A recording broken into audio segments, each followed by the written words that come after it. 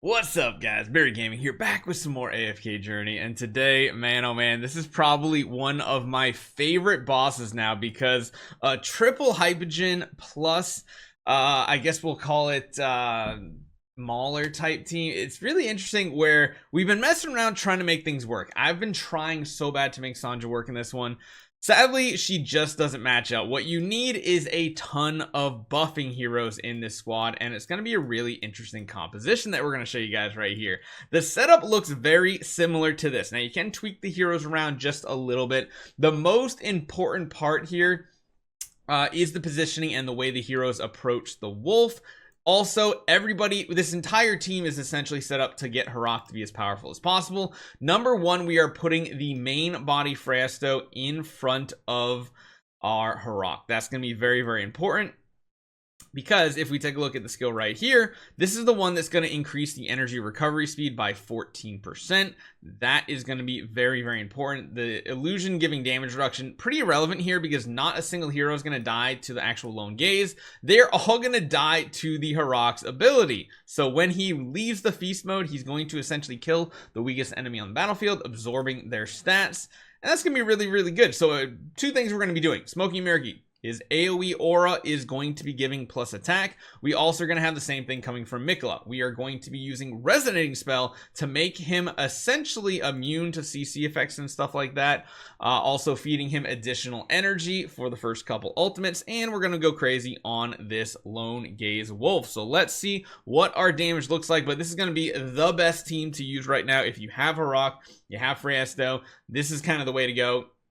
So everybody should have Reinier. Everybody should be kind of finishing their Frasto project. Just remember on this boss though, there is going to be a bit of RNG. The first three heroes are definitely going to be the same in a row going down. What you really need is you need the illusion of Frasto to be the next target that Harak eats and consumes so that there are additional buffs. If he eats the main body Frasto first, you're going to be missing out on time that Frasto can deal damage and everything. And you see right here, there is going to be RNG involved. We only hit the 71 billion mark, which does get us in an okay spot. However, I'll show you guys what the lineups at the top are doing here. There is definitely RNG because the strongest accounts are going to be up in that like 93 million. You can see there is that Sanjo way that is working, but this is most likely the same team we're using.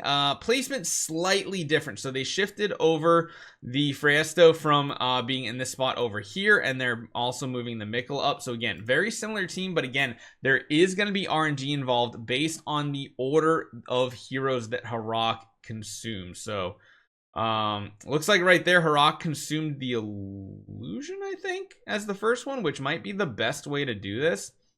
He took out the Mikkel a second here. The third target he's going to take out looks like it is the Reinier, so this does let the Smoky and Mirky get the full duration of the ultimate off, which is very, very important. He should go after the Smoky and Mirky next. Nope, he went after the main body Frasto, which is interesting. That does mean he continues to get additional attack, but you can see here, there is a ton of RNG with this squad here. We definitely did more damage, however, it's still not the best record we've ever done.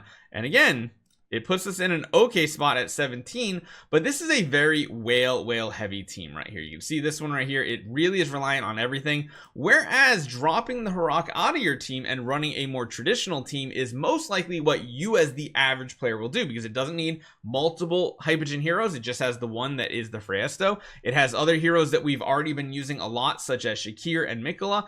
And you're going to have Sanja giving the buff to the main body Frasto and the Smoky and Mirky, mainly to super buff his ultimate, his third ultimate, and then of course Frasto is going to be in there as well. We're going to be going with Greatsword because it has the highest attack buff, also and gives some life drain and stuff, but we have tons of healing on this one. The entire team should last until the end of the battle, and this is most likely the team you should be using as an average player because this is a very much attainable team, and the fact that Sanja is part of it is really, really cool. That's nice to see. We like that to be happening here. There it goes, Smoky and Mirky's ultimate there.